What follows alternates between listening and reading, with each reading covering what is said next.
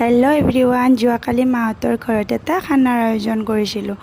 এয়া ঘৰৰ আমি সকলোখিনি মিলিয়ে ধুনীয়াকৈ যা যোগাৰ কৰিলোঁ। এয়া আমাৰ লোকেল চিকেন, ধুনীয়াকৈ আঞ্জা কাটি লৈছোঁ, পিঁয়াজবোৰ কাটি লৈছোঁ। ৰান্ধনি পিছে বেলেগ, মই অকণমান সহায় কৰি দিছোঁ, বাকীবোৰ বৌ মাহঁতে সকলোৱে লগ লাগিয়ে কৰিছে। এয়া চাওকচোন, মাৰ কোলাত গুণু আৰু দাদা ল'ৰা মন কেনেকৈ বহি আছে, আইতাকৰ পৰা সাধুকথা শুনি আছে। এয়া ধুনীয়াকৈ মাছ ফ্ৰাই কৰিলে, মাছৰ আঞ্জা বনালে, মাছৰ পেটু ভাজিলে, বহুত আঞ্জা বনাইছিলে। কালি কিন্তু বতৰ খুবেই বেয়া হৈছিলে, বতাহ বৰষুণ প্ৰায়। তথাপিও আমি যিহেতু খানাৰ আয়োজন কৰিছিলোঁ, খানাটো সুকলমে পাৰ হৈ গ'ল। এয়া ধুনীয়াকৈ লোকেল চিকেন বনাই আছে মোৰ মাহীয়ে, খাবলৈ কিন্তু সঁচাকৈ বহুত সোৱাদ হৈছিলে।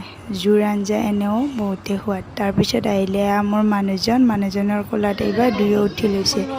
তাৰপিছত এয়া ধুনীয়াকৈ সকলোকে ভাত দিলোঁ। ভাত পানী খাই ৰাতিয়ে আমি ঘৰলৈ গুচি আহিলোঁ, যিহেতু ঘৰৰ ওচৰতে হয়, ৰাতিয়ে আহিলোঁ। এতিয়াৰ বাবে আহিছোঁ, বাই বাই।